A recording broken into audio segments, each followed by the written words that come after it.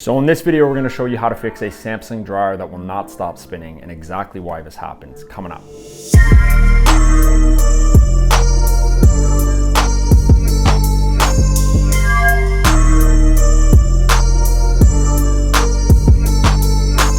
What is going on, you guys? Welcome back to another AG appliance repair tutorial. If you guys are new here, my name is Peter and I'm a fully licensed appliance technician. And on this channel, our mission is pretty simple. We want to help you save time and money by teaching you how to repair your own appliances. That's why today's video is brought to you by our brand new online appliance repair call. No matter where you are, book with us today and get access to a 30-minute Zoom call with one of our certified technicians.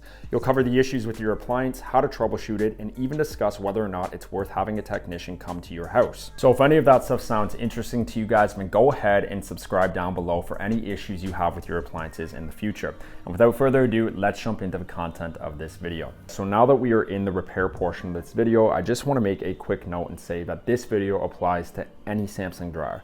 It does not matter the color, the configuration, or even how old the dryer is. If you have a Samsung dryer and you're experiencing this issue, then this video applies to you. Now, another thing we have to do is ask ourselves two very important questions. And the first question is, when you put your dryer in a cycle, if you open the door, does the drum stop spinning? And the second question we have to ask ourselves is, when you close the door, even if the dryer is in standby mode, does the drum continue to spin?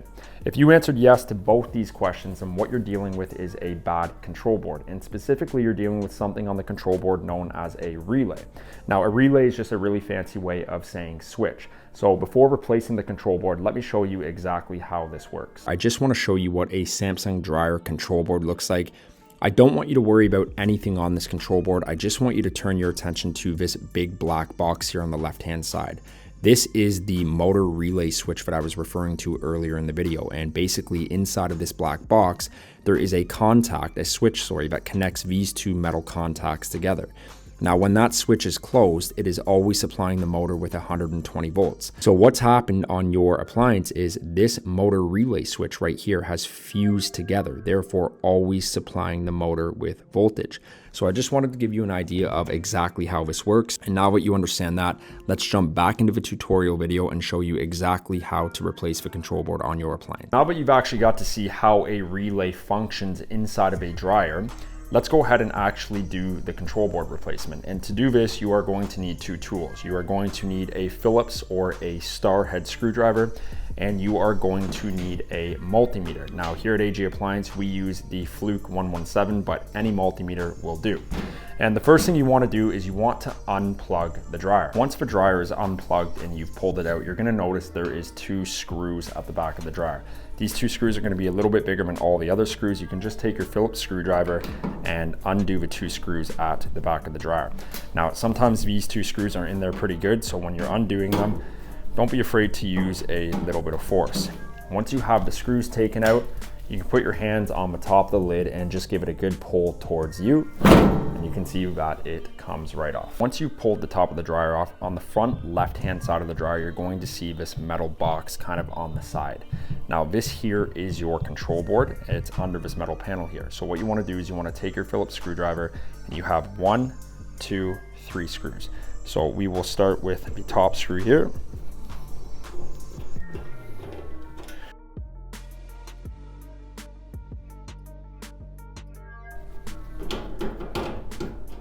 So once you have that, you can just set the screws down and be careful when you're doing this, guys. It's very, very sharp. You don't want to cut your hands.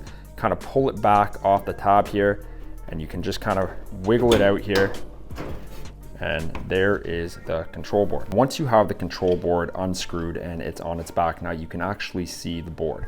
Now it's gonna look like there's a lot going on here, a lot of yellow wires, but don't let that kind of scare you. What you want to do is all these have little tabs on them. So again, being very careful, you probably should wear gloves when you do this. You're going to grab the tabs and you're going to unhook all of these wires here. So although my control board is completely disconnected from the wiring harness, I just want to make a quick note and say that these two relays here, these two big black boxes, they are extremely difficult to disconnect from the wiring harness. This particular relay, the one in the front left-hand corner, will likely have two red tabs on it. You can actually take a flathead screwdriver, remove those red tabs, and it makes it a lot easier to remove the cords from the relay. Now, once you've done that, you want to go to your multimeter and you want to put your multimeter on the horseshoe or the one below it, which is continuity. Both of these features on your multimeter measure resistance. And once you've done that, you want to take the two leads of your multimeter and touch them together. When you touch them together, you should be seeing something on the multimeter like 0.1, 0.2, indicating that the two leads are in continuity with each other. If you see something like OL, this would mean that the multimeter is bad or the leads are bad and they should be replaced before continuing with the repair. Once you verify that your multimeter is okay, we want to turn our attention to this black relay on the front left-hand corner of the control board. This should look a little familiar to you because we looked at it when we were inside my computer. Once you find it, you want to take one of your leads and you want to touch the one metal tab with it. And then you want to take your other lead and you want to put it inside the other metal tab. You should be seeing OL.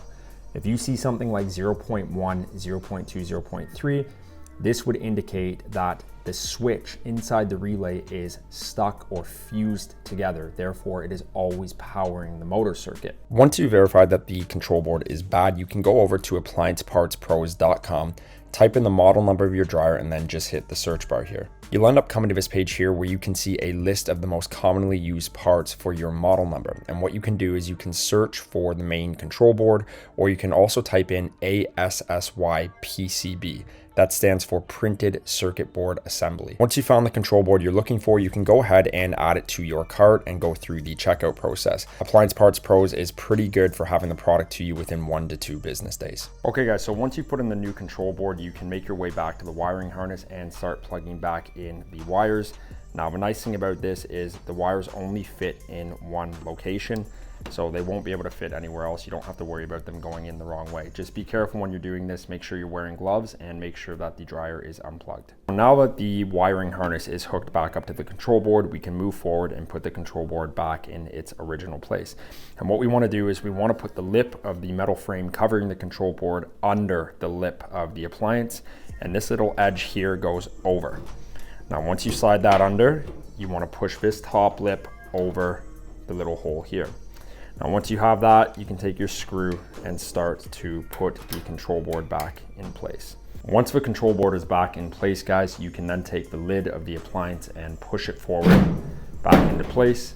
Take your 2 screws that you pulled out in the beginning of the video and screw the lid back to the frame of the appliance.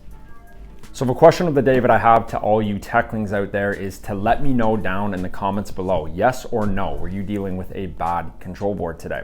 And with that being said, guys, I really hope that this video helped you. Like I said, here at AG Appliance, we are so passionate about helping you learn to fix your appliances by yourself so you can save time and money. Be sure to check out that online appliance service call that we offer here. And without further ado, thank you so much, and I will see you in the next video.